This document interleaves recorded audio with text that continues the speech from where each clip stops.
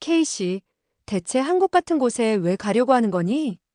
미국에도 배울 게 많고 이모가 있는 캐나다도 있는데 왜 하필 한국이냐며 엄마가 말씀하셨죠. 한국은 치안도 불안하고 분단 중인 국가라 전쟁이 일어날지도 몰라서 위험하단다. 옆에 있던 아빠도 걱정스러운 말투로 얘기하셨죠. 게다가 중국 옆에 붙어 있어서 국민들 성격도 급하고 장기 매매도 많이 일어난단다. 그때 부모님의 말씀을 들었어야 했을까요? 정신을 잃었던 저를 CCTV 속 남성 두 명이 팔과 다리를 잡고 똑바로 눕히자마자 한 남성이 제 가슴에 손을 올리고 마구 만지는 듯한 모습이 보였습니다. 그리고 그 이후에 일어나는 상황들을 경찰관과 함께 보면서 경악을 금치 못했죠. 대체 저에게 무슨 일이 있었던 걸까요? 안녕하세요. 저는 한국에 교환학생으로 온 K씨입니다. 우연히 BTS 영상을 보고 반해버려서 막무가내로 한국으로 왔죠. 우유부단하기로 소문난 제가 다니던 학기를 마치지도 않은 채 그렇게 급하게 결정하는 것을 보더니 주변 사람들은 홀린 게 아니냐며 걱정부터 하기 시작했죠. 사실 저도 막상 가려고 하니 내심 걱정은 됐습니다. 인터넷에 한국을 검색하니 가장 먼저 나오는 게 전쟁 이슈와 살인, 방화, 실종 신고, 인신매매 등 다양한 사건 사고들이었죠. 그래도 나쁜 것만 있는 건 아니라는 생각에 찾아보니 좋은 내용도 많더라고요. 한국인은 정이 많다, 따뜻하고 배려심 깊다. 위험한 상황에선 누구보다 먼저 나서서 도움을 준다는 내용을 보고 그래 일단 부딪혀보고 결정하자며 연세대학교 교환학생 전형에 지원했습니다. 그렇게 한국으로 간다고 결정이 났을 땐 부모님은 한숨을 내쉬며 말씀하셨습니다. 너가 굳이 한국을 간다니 더 이상 말리진 못하겠구나. 무슨 일이 생기면 꼭 전화하고 조금이라도 의심스러우면 경찰서나 대사관으로 먼저 가야 해. 22살이나 먹고도 부모님한테는 아직도 세상 물정 모르는 아이로 보이는구나 생각하며 한국행 비행기에 올랐습니다. 그렇게 10시간이 넘는 비행 끝에 인천공항에 도착했습니다. 게이트를 지나서 공항에 들어서니 높고 깨끗한 공항은 소문으로 듣던 한국의 나쁜 이미지를 바꾸기에 충분했습니다. 휴대폰에 저장해두었던 서울 시내로 가는 이미지를 보면서 지하철을 타러 갔습니다. 영국에서도 서울 지하철을 미리 공부해둔 덕분에 어렵지 않게 지하철을 탔는데 공항에 이어서 지하철까지 깨끗하고 정돈된 모습에 저는 또 한 번 놀랐죠. 말로만 듣던 모습이랑은 너무 다른데? 서울의 지하철 노선도를 보면서 흥미로웠던 점도 말씀드릴게요. 여러분들은 아실지 모르겠지만 서울의 지하철 노선도를 보면 뭔가 모르게 한국의 국기인 태극기랑 닮았다는 사실 알고 계신가요? 영국의 한국 바로 알기 커뮤니티에는 한국 지하철을 태극기 모양과 겹쳐서 이미지화 시켜놓은 게 있더라고요. 그걸 보고 미리 공부했었죠. 그렇게 신촌역에 도착해서 한국의 하숙집이라고 불리는 숙소에 도착했습니다. 저와 같은 외국인 친구도 머물고 있다는 말에 덜 외로울 것 같아서 예약했는데 학교랑 위치도 가깝고 심지어 식사도 나온다고 하더라고요. 그런데도 이용료는 영국의 절반도 안 되는 사실에 매우 놀랐답니다. 그렇게 짐을 풀고 있으니 옆방에 있는 제니라는 친구가 하숙집에 오는 소리가 들렸습니다. 제니는 프랑스에서 교환학생으로 온 친구였는데 큰 키와 동그란 눈을 가진 전형적인 프랑스 미녀상이었습니다. 사실 제니도 한국에 온 지 얼마 안 돼서 친구도 없고 낯선 환경에서 적응하고 있었죠. 하지만 저보다 한국에 먼저 와서 그런지 한국 문화를 잘 알고 있었죠. 제니는 한국에 온 기념으로 술을 사준다고 젊음의 거리인 대학가를 소개시켜준다고 같이 나가자고 했습니다. 평소 술은 잘 못 마시지만 술 먹는 분위기를 즐기기에 흔쾌히 나섰습니다. 한국의 겨울은 영국 못지않게 추웠지만 대학로는 젊은이들로 붐비고 있었죠. 다양한 국적의 사람들이 한껏 취해 추위를 잊은 듯한 모습이었습니다. 제니는 그동안 한국 친구들만 만나다가 외국에서 온 제가 반가웠는지 1, 2차로는 모자라 3차로 클럽까지 가자고 졸랐습니다. 저는 술을 잘 못 마셔서 조금만 마셨는데도 엄청 취해 있었죠. 제니의 분위기를 망치기 싫어서 3차로 클럽까지 갔는데 문제는 거기서 터지고 말았습니다. 클럽 스탠드바에 앉아서 칵테일을 마시며 분위기를 즐기고 있는데 아무리 둘러봐도 옆에 있던 제니가 보이지 않았습니다. 클럽 화장실, 스테이지, 아무리 찾아봐도 제니는 없었죠. 저는 걱정이 되어서 한참을 찾다가 클럽 밖으로 나갔습니다. 혹시나 술에 취해서 쓰러진 게 아닌가 하는 걱정에 여기저기 찾고 있었는데 갑자기 두통이 심하게 느껴졌습니다. 그래서 잠깐 주저앉아서 벽에 기대었는데 눈앞이 깜깜해졌고 눈을 떠보니 병원 응급실이었습니다. 간호사가 의식을 찾았다며 담당 의사를 불렀죠. 제가 여기 왜 있는 거죠? 저는 영문을 몰라 의사에게 물었고 의사는 환자분 심정지가 와서 구급차로 이송되었다고 말해줬습니다. 그때 의사분이 당시 현장에서 응급조치를 하지 않았다면 지금쯤 이렇게 무사하지 못했을 거라며 참 다행이라고 말씀하셨죠. 응급조치? 저는 영문을 몰라 저를 이송했던 구급차를 찾기 위해 119에 전화를 했고 119에서는 사고 당시 이송했던 구급대원을 연결해줬습니다. 119 구급대가 현장에 도착했을 당시 남자 두 분이 심폐소생술을 하고 계셨고 그 덕분에 지금 예후가 좋은 거라며 참 다행이라고 말씀해 주셨죠. 저는 그분들이 생명의 은인이라고 생각하고 연락처를 알려달라 했으나 119에서 신고받을 때 그분들이 신고한 게 아니라 주변 사람들이 신고를 해서 출동을 나간 상황이라 그 남자분들의 연락처는 알 수 없다고 했습니다. 저는 그 순간 그분들에게 너무 고마워서 어떻게라도 찾고 싶었습니다. 그래서 사고 당시 현장으로 찾아가서 주변 상인들에게 물었죠.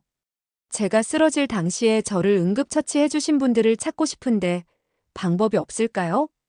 상인분들은 제 상황을 듣고 정말 큰일 날 뻔했다며 공감해 주시면서 기다려보라고 하더니 주변 가게 사장님들에게 연락을 해주시며 저를 도와주셨습니다. 그 순간 한국인의 정이 이런 건가 하며 속으로 고맙고 또 감동받았습니다. 한국에 오기 전에 부모님께 들었던 얘기와 소문은 그냥 헛소문이라는 걸 느꼈죠. 그렇게 20분이 지났을까 맥주가게 사장님께서 그 장소 맞은편에 있는 편의점 CCTV가 아마 그 장소를 녹화하고 있었을 거라며 그 편의점에 가서 그날 녹화된 장면을 보여달라고 얘기해보는 게 어떻겠냐며 저를 도와주셨습니다. 그렇게 저는 편의점으로 달려갔고 일하고 있는 직원분에게 제 사정을 얘기하고 CCTV를 보여달라고 말했습니다. 하지만 직원분은 CCTV를 함부로 보여줄 수 없다고 말씀하셨고 함께 와주신 사장님은 경찰과 함께 오면 볼 수 있다며 그 자리에서 112에 전화를 걸어 경찰을 불러주셨죠. 그렇게 경찰분들이 오시고 상황을 말씀드리니 편의점 직원분에게 CCTV를 열람해 줄 것을 요청해 주셨습니다. 그렇게 편의점 뒤편에 있는 작은 사무실에서 그날의 상황을 볼 수 있었죠. 당시 두리번거리는 제 모습이 보였고 갑자기 걸음이 느려진 제가 담벼락에 기대어 쪼그려 앉은 뒤에 옆으로 쓰러지는 장면이 고스란히 CCTV에 담겼습니다. 그때였습니다. 근처에서 담배를 피던 남성 2명이 달려와 제 팔과 다리를 잡고 평평한 바닥에 눕혔습니다. 그리고 곧장 한 분이 제 가슴에 두 손을 깍지 끼고 누르기 시작했죠. 의식과 호흡이 없던 제가 심정지라고 판단하시고 바로 응급조치에 들어가는 모습이었죠. 그렇게 그 두 분은 119 구급대가 올 때까지 번갈아가며 제 가슴을 압박했습니다. 얼마 지나지 않아 빨간 경광등을 번쩍이며 구급차가 도착했고 구급대원들이 내리자마자 남성 2분 대신에 응급조치에 들어갔습니다. 그렇게 제가 구급차에 실려 응급실에 갈 수 있었던 거였고 지금 이렇게 멀쩡히 살아있는 것이었죠. CCTV 영상을 보는 내내 너무 고맙고 감사해서 눈물이 흘렀습니다. 저분들이 아니었다면 저는 한국까지 와서 차가운 길바닥에서 죽었을지도 모를 테니까요. 저는 경찰분들에게 저분들을 꼭 찾고 싶다고 말씀드렸지만 경찰분들도 제 마음은 이해하나 단순히 이 영상만 가지고 찾는 게 쉽지는 않을 거라고 말씀해 주셨습니다. 그렇게 저는 경찰관분들께 꼭 부탁드린다며 연락처를 드리고 CCTV를 볼 수 있게 알려주신 맥주가게 사장님과 편의점 직원분에게도 감사의 인사를 드리고 하숙집으로 돌아갔습니다. 그렇게 몇 주가 지났을까요? 모르는 번호로 전화가 왔습니다. K씨 맞나요? 저는 대학로에서 감자탕을 운영하는 사람인데요. 맥주가게 사장님으로부터 소식 듣고 연락드려요. 저번에 찾던 남성 2명이 저희 가게 단골인데 우연히 식사하시다가 하시는 얘기를 듣고 제가 맥주가게 사장님한테 말씀드렸더니 연락처를 주시더라고요. 그 남성분들 찾고 계시다고 들었는데 연락처를 드릴까요? 맙소사, 저는 못 찾을 줄만 알았던 생명의 은인을 만날 수 있다는 생각에 상기된 목소리로 말했죠. 네, 정말 감사합니다. 저는 이때 한국인들의 집념과 정을 동시에 느낄 수 있었습니다. 저는 곧장 생명의 은인에게 전화를 걸었죠. 안녕하세요. 그날 응급처치를 받았던 K씨입니다. 너무 감사해서 보답을 하고 싶은데 잠깐 만나뵐 수 있을까요? 저는 제 선에서 할 수 있는 모든 성의 표시를 하기 위해 만나자고 했지만 그분들은 당연히 해야 할 일을 한 것뿐이라며 고맙다는 말로도 충분하다고 괜찮다고 했죠. 저는 그래도 극구 마음을 표하고 싶다고 의사를 밝히자 그러면 간단한 식사 한 끼 하자며 만날 약속을 잡았습니다. 그렇게 우리 셋은 감자탕집 앞에서 다시 만났습니다. 저는 고마움과 반가움으로 생명의 은인들을 향해 다가갔고 그분들은 머쓱한 표정으로 저를 반겨주셨습니다. 저를 응급처치해 주셨던 두 분은 대학원생분들이셨고 당시 금요일을 맞아 술 한잔하기 위해서 대학로에 오셨다고 하시더라고요. 저도 교환학생으로 한국에 온 지 얼마 안 됐고 친구와 놀러 왔다가 그런 일을 겪게 되었다고 말하면서 감자탕과 함께 소주를 한 병씩 비워갔습니다. 그렇게 한 잔, 두 잔 먹다 보니 시계는 어느덧 11시 30분을 가리켰고 지하철 끊기기 전에 가야 한다며 자리에서 일어났습니다. 저는 너무 아쉬웠지만 다음을 기약하기로 약속하고 집으로 향했습니다. 지하철에 앉아 돌아오는 길 창밖에 불빛을 보면서 참 많은 생각을 했습니다. 한국은 참 따뜻한 나라구나. 부모님 얘기만 듣고 근심도 걱정도 많이 했는데 정작 따뜻한 나라였어. 직접 겪어보기 전에 판단하지 말라는 옛 속담이 딱 맞아떨어졌습니다. 요즘 같은 세상에 일면식도 없는 사람을 그렇게 정성을 다해서 응급처치를 하다니 저에게는 한국을 다시 보게 만드는 충격적인 사건이었죠. 한국에 오기 전에 한국을 비롯한 아시아 국가들에 대한 자료를 찾다가 중국에서 일어난 영상을 보고 한국도 다르지 않을 거라 생각했죠. 중국의 다리 위에서 사람이 쓰러졌는데 몇 사람이 다가가길래 당연히 응급처치를 하는 줄 알았지만 손에 차고 있던 시계를 풀어서 가져가거나 점퍼 안주머니에 있던 지갑을 가져가고 심지어 신고 있던 신발도 벗겨서 가져가는 영상을 보고 기겁했습니다. 더욱 놀란 장면은 마지막에 등장하는 남자는 쓰러진 사람을 이리저리 흔들며 응급조치를 취했지만 쓰러진 사람이 일어나자마자 사라진 시계와 지갑, 신발을 돌려달라며 도와준 사람을 오해하는 장면을 보고 정말 아시아는 미개하고 이기적인 나라로 생각했죠. 하지만 제가 한국에서 있었던 일을 돌아보면 한국은 따뜻한 나라입니다. 정도 많고 서로를 위해 줄 알며 도움이 필요한 일에는 자기 일처럼 발벗고 나서는 정이 많은 민족임에 틀림없습니다. 한국사를 전공하시는 교수님에게 제가 생각하는 바를 말씀드리자 교수님께서는 그런 정이야말로 한국이 세계 10위권의 강대국으로 발돋움할 수 있었던 근원이라며 한국인의 저력에 대해 말씀해 주셨습니다. 한국은 국권 상실과 민족 말살 정책으로 나라의 존립을 위협받던 일제강점기에도 3.1운동을 통해 독립의지를 키워서 버텼으며 IMF 외환위기에도 국민들의 자발적인 금모으기 운동, 기업 구조조정 등 뼈를 깎는 고통을 감수하고 나라를 위해 국민들이 헌신했다고 말이죠. 그때 교수님은 추억에 잠긴 듯한 얼굴로 저를 바라보시며 왼손에 은반지를 보여주셨습니다. 이 반지가 원래는 금반지였단다. 하지만 아내와 결혼할 때 맞췄던 금반지까지 금모으기 운동에 동참했지. 그때 아내한테 참 고마웠던 게 아내도 내 의견에 반대하지 않고 나라를 위한 일이라며 흔쾌히 동의했지. 이야기를 듣는 내내 저는 속으로 존경스러웠습니다. 상징적인 결혼 반지까지 내놓으며 나라를 걱정하는 그 마음에 과연 영국인들도 그럴 수 있었을까 하고 말이죠. 그리고 한국인의 나라 사랑은 여기서 멈추지 않았죠. 2007년 12월에는 태안 앞바다에서 발생한 기름 유출 사고에도 전국에서 123만 명이라는 엄청난 자원봉사자들이 참여해서 각국의 전문가들은 원상복구하는데 5년을 예상했지만 단 2년 6개월, 절반이나 가까운 복구 시기를 앞당겼다는 얘기를 듣고 정말 한국인들은 나라를 위해서라면 언제든지 발벗고 나서는 능동적인 민족이라고 생각했습니다. 그렇게 교수님 방에서 한국인의 국민성을 듣고 있으니 어느새 저녁 시간이 다 되었습니다. 교수님께서 저녁을 사주신다고 하셔서 뭘 먹고 싶냐는 말씀에 저는 망설이지 않고 감자탕을 먹으러 가자고 했죠.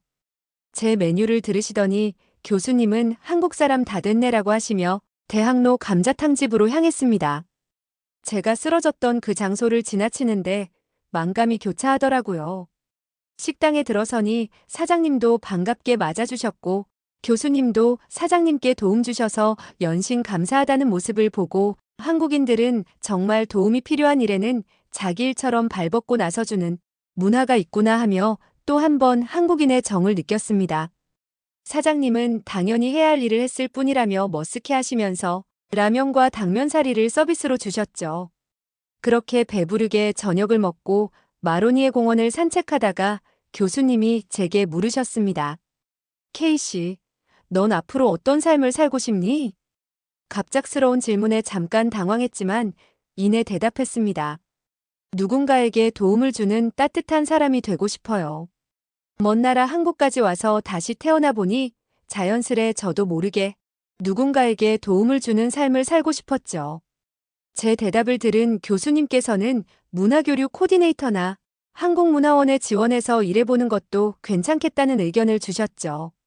그렇게 꿈없이 마냥 아이돌만 좋아하고 젊음을 보내던 저에게 한국에서의 경험은 제 인생을 180도 바꾸고 말았죠.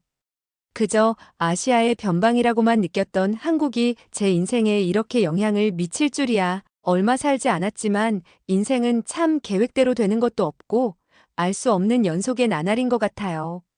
지금 이렇게 사연을 보내는 시간도 참 소중하고 한국 분들에게 감사한 마음을 다 담을 수 없어서 아쉽지만 제가 앞으로 만나는 모든 사람들에게 감사하고 희망을 주는 삶을 살고 싶습니다. 제 사연을 읽어주셔서 모두 감사합니다. 오늘도 따뜻한 하루가 되셨으면 좋겠습니다. 사연이 재밌으셨다면 좋아요와 구독 부탁드립니다.